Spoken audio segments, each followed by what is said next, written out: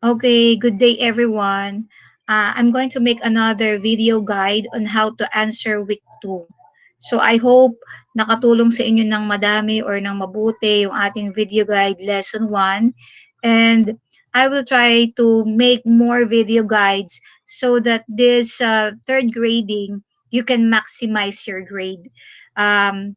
Gusto ko na ma-achieve nyo talaga yung mas mataas pang marka. Okay? Now, let us begin with the presentation.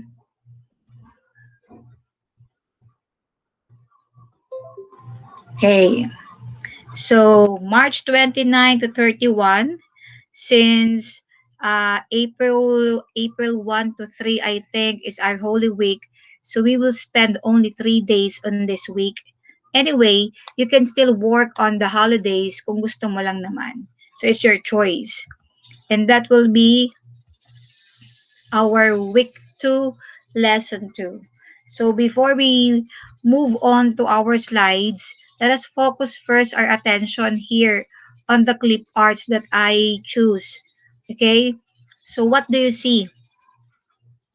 Yes, we have here a tablet which is similar to what you have at home.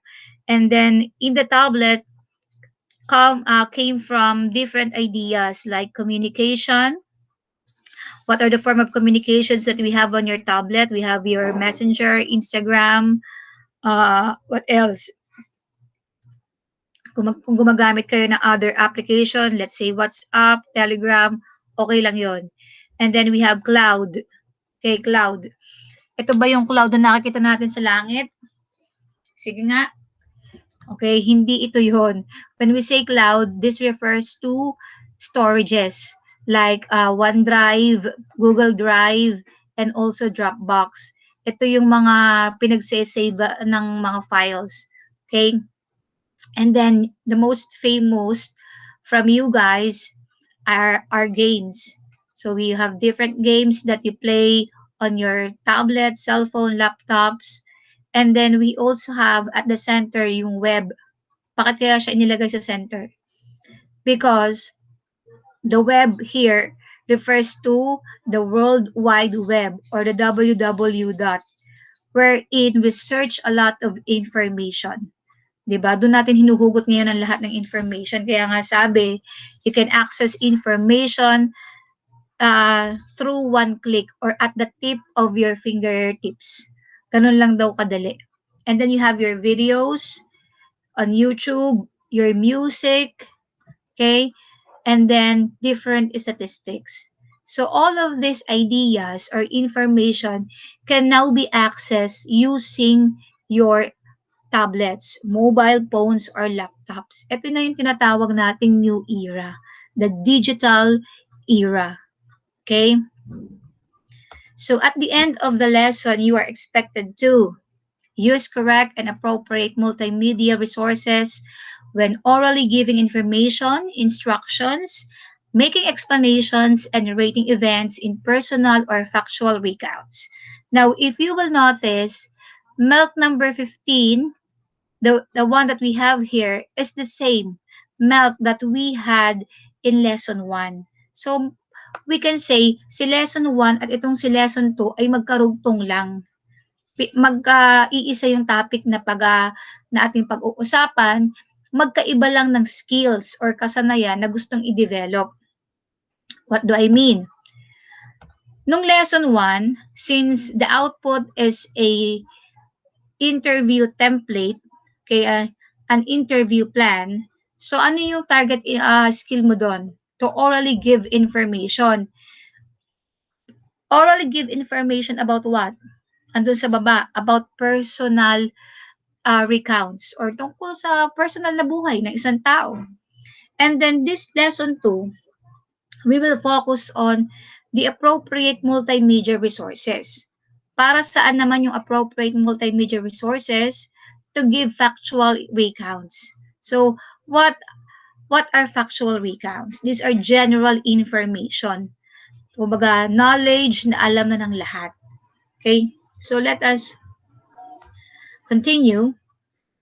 Yan. I have here again 2 clip arts. What do you see? or what images are familiar to you?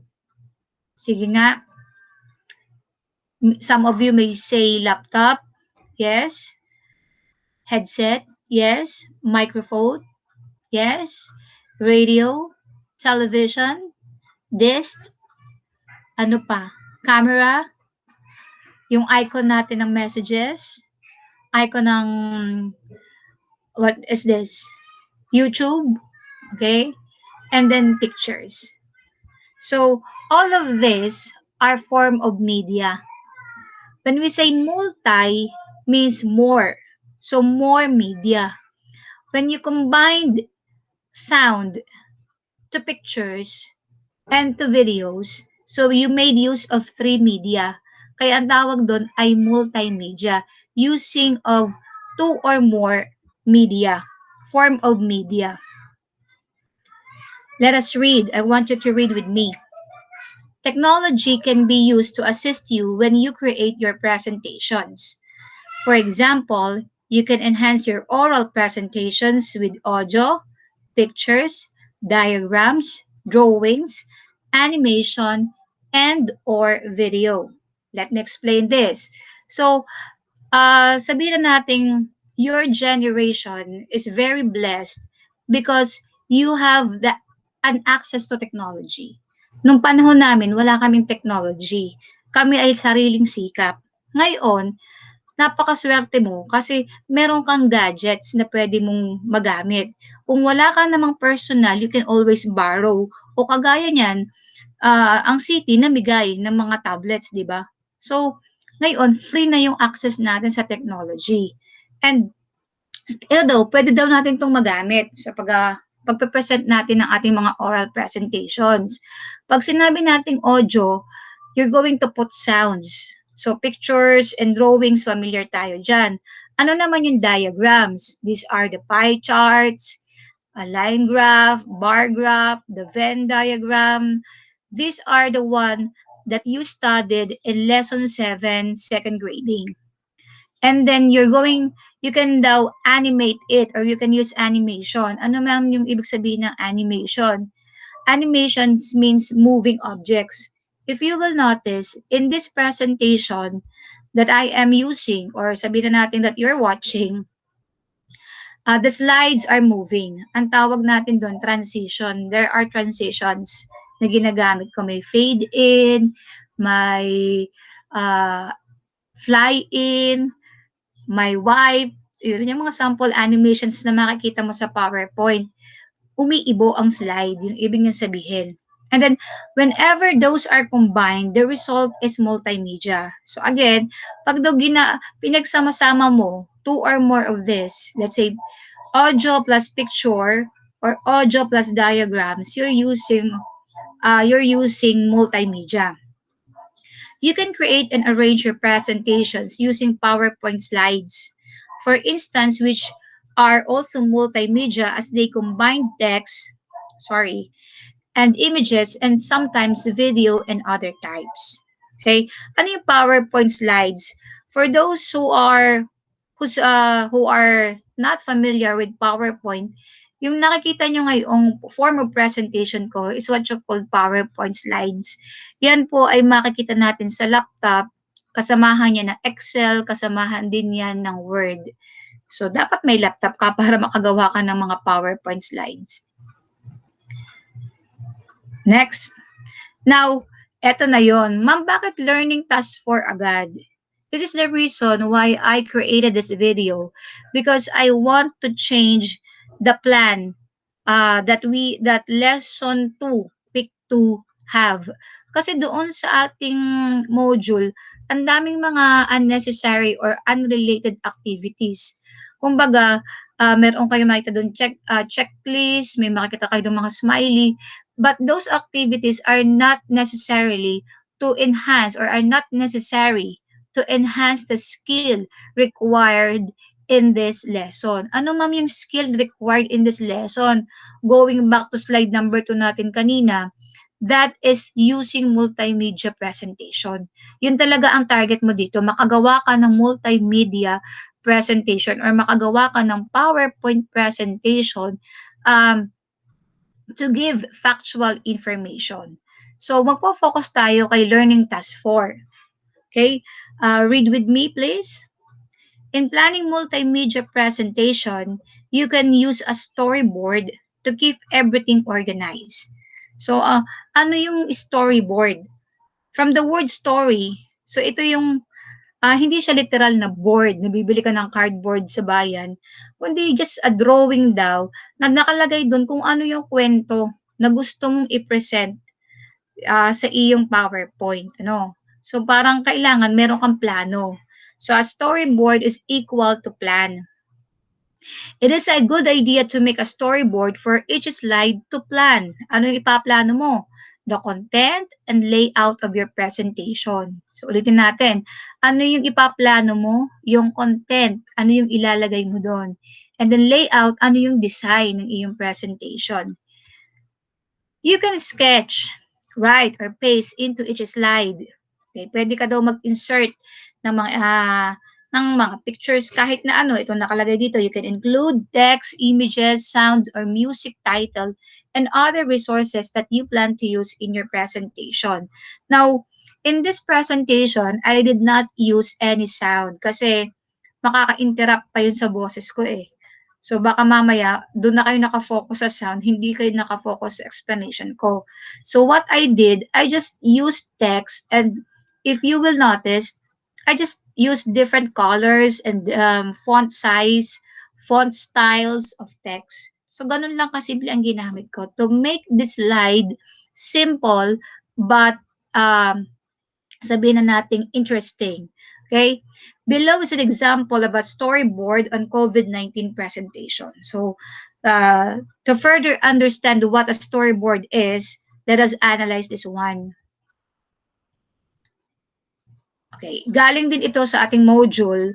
So, pinaiksi ko lang yung module because there are so many things to read. And if you're not that comfortable in reading, hindi mo siya masyadong magigets. So, pasimplihin na lang natin. Again, this is a storyboard. Now, hindi box ang tawag dyan ha. Kita nyo, may mga slide tayo, hindi box 1, box 2. Okay, ang ating tawag slide 1, slide 2. And in this picture, we have 8 slides. Okay, 8 slides or 8. Kung sa PowerPoint slides yan, kung sa typewriting, siguro 8 typewriting yan. Now, let us analyze the flow of this storyboard. So, in slide number 1, our writer put the topic or facts about COVID-19. Kasi yun ang topic niya. So, gusto niya makita pagbukas ng slide, yun yung topic niya. Kagaya kanina, in my first slide, ano yung nakita nyo, I presented an image of a tablet with different information and yung target natin,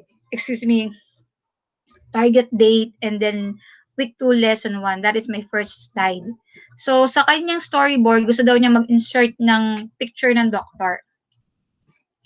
And then, slide number 2, inintroduce niya yung topic niya. Okay? Slide number 3, dito niya ilalagay daw yung mga initial symptoms of COVID.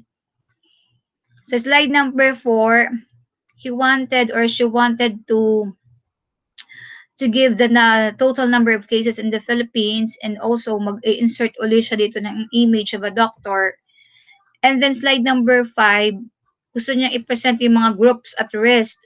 And hindi lang basta group at risk, gusto din niya maglagay ng mga pictures again. And slide number 6, our author wants to do if positive. Ano daw yung mga gagawin kapag positive ka. And then, preventive measures to practice sa slide number 7 niya. How to properly disinfect surfaces, slide number 8. So, if you're going to notice, this storyboard is very plain. Di ba? Wala pa tayong nakikita kasi plano pa lang yan eh. Plano pa lang yan ang gagawain niya. So, eto na yung output. Matapos nang gawin itong plano na to, pwedeng in a simple scratch paper, ano na yung output ng kanyang storyboard? Ito na yon. So, our author chose the color blue as the dominant color. Kasi kita nyo yan, pwede kayong mamili kung anong gusto nyong color ng yung slide. And then, ando na yung topic niya, nag-insert nga siya ng picture ng doctor. And if you will notice, okay, kaparallel ito or the same kung ano yung nakalagay dun sa storyboard niya. Yan, you have the group at risk, meron siyang mga text and also meron siyang mga pictures. Same with the next steps, preventive measures, and how to properly disinfect surfaces. So, ano yung maganda? Bakit kailangan maglagay ng pictures? Kasi you know what? Pictures also convey information. Okay? Mas madaling matandaan yung picture kaysa sa babasahin pa, 'di ba? Mas mabilis ang transmission ng information through pictures and mostly, especially yung age ninyo, mas gusto niyo yung mas maraming nakikita kaysa magbabasa. So that's why itong PowerPoint presentation niya is full of pictures, full of appropriate pictures. Hindi basta pictures appropriate pictures. Yung pictures na tamang-tama, sakto doon sa kinakailangan. Okay, let's move on. Yan, let's go to your task. Ito yung task 4.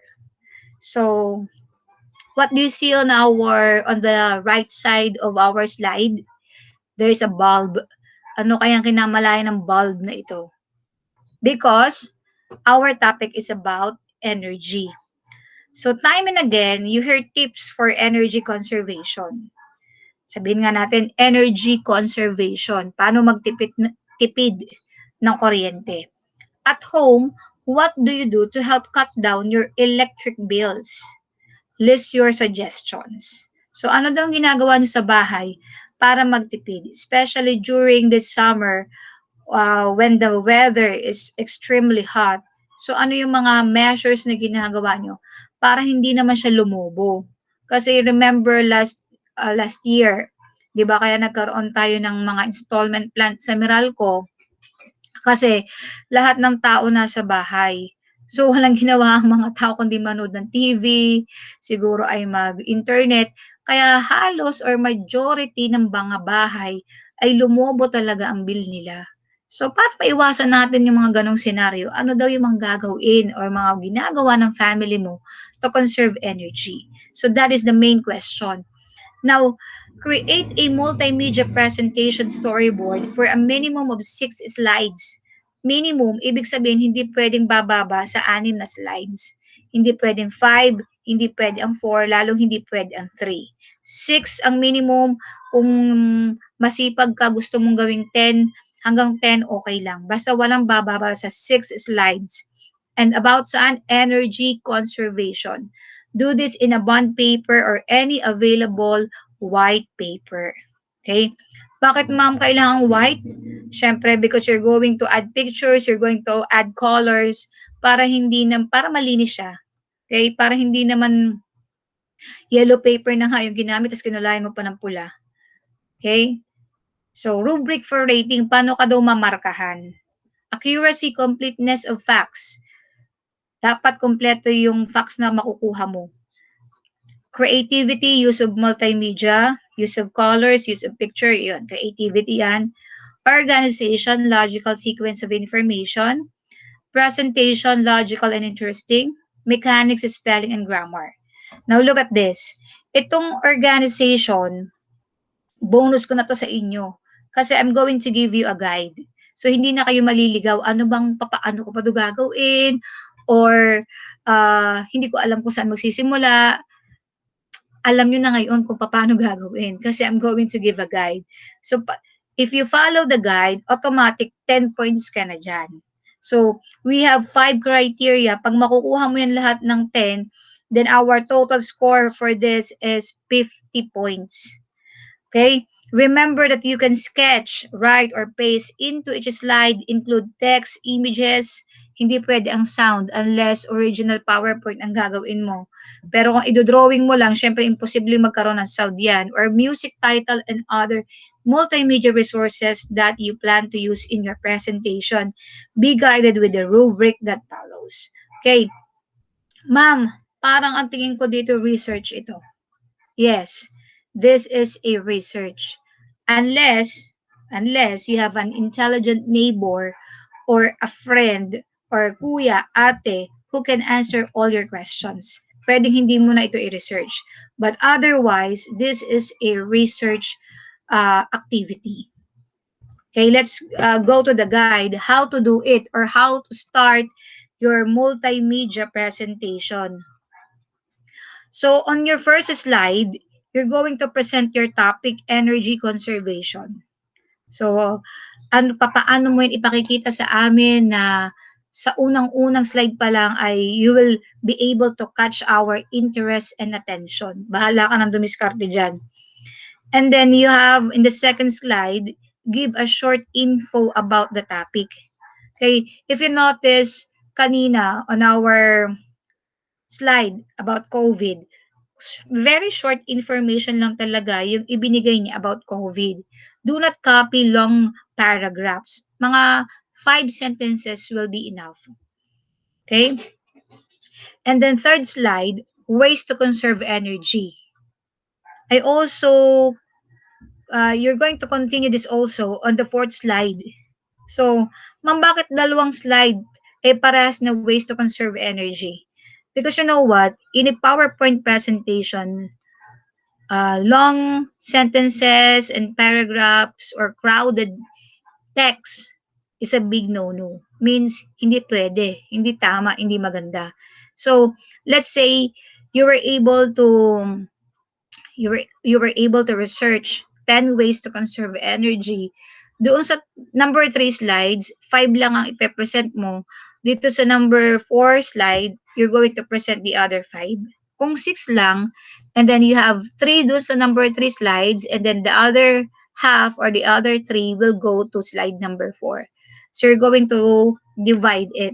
Do not put everything on one slide. And also, do not research, do not research 2 ways only. Baka naman tinamad ka na mag-copy, dalawa lang ang ibigay mo. Maraming ways to conserve energy. So, wag naman masyadong mahaba, wag naman din sobrang iksi. And then on the 5th slide, I want you to insert a graph that shows appliances energy consumption. So to make this research more interesting, ano ba yung mga gamit sa bahay na may malakas na konsumo ng kuryente? Makikita nyo yan sa internet. Pero hindi nyo kokopyahin. Ang nakalagay ay graph. So that is a picture that you're going to insert. If you're going to make an original PowerPoint presentation, so ang tamang gamitin ay insert. Pero if you're going to draw it, drawing lang ang gusto mo kasi ma'am, wala po akong laptop, hindi po ako makakagawa. So, ito drawing mo yan. Okay, ito drawing mo yung graph na yan. Mamili ka kung anong graph ang available doon para sa iyo. You can have a pie graph, you can have a line graph, bar graph, etc. And then here, in the 6th slide or in our final slide, you're going to provide a list of energy efficient countries. So ano yung mga bansa daw na matitipid? Okay, makikita mo rin yan dun sa internet. Siguro maximum of 10 will do. Huwag mo naman kopyahin kapag nakakita ka ng 50 countries, 50 lang at ilagay mo dyan. Again, crowded text are inappropriate in a PowerPoint slide. Meaning, again, hindi tama na masyadong madami ang nakalagay sa isang slide. So, if you have a laptop and you can make an original PowerPoint presentation, that would be great. So, syempre, thumbs up yun dun sa makakagawa ng PowerPoint presentation using your laptops. And then, save your presentation as JPEG, send online via Google Classroom. Kapag wala kang laptop sa bahay, so idodrawing mo yan. Di ba? Ano magiging itsura niyan kung drawing yan? Halimbawa, kung drawing yan, go back here, ito ang magiging itsura niyan. So, sa isang typewriting siguro, you have 4 slides or sabihin na natin 3 slides para balanse, and then the other typewriting, you have another 3 slides. Kasi minimum tayo ng 6. So, pwedeng 3, 3. Okay, kung sinisipag ka at gusto mo malaki ang slides mo, pwedeng hatiin mo yung isang typewriting sa dalawang slides. So, a total of 6, you will be able to consume 3 typewritings. Ito-drawing mo yan ngayon at susulatin mo yan if you don't have a laptop. Maliwanag ba yon? I hope it is. Punta nga tayo. Meron pa ba akong sasabihin?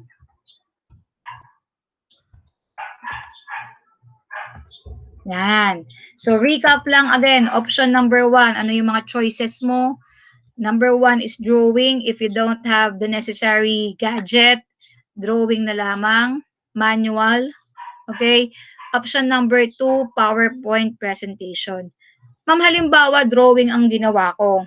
Pwede ka po akong mag-research sa internet at magpa-print ng pictures at pwede ko pong ikapit? The answer is yes. Pwede yon. Pwede kang magkapit na lang ng mga pictures dyan kaysa magdo-drawing ka. So, that's all for this week. If you have other questions, you can always reach me through our group chats in our messenger account.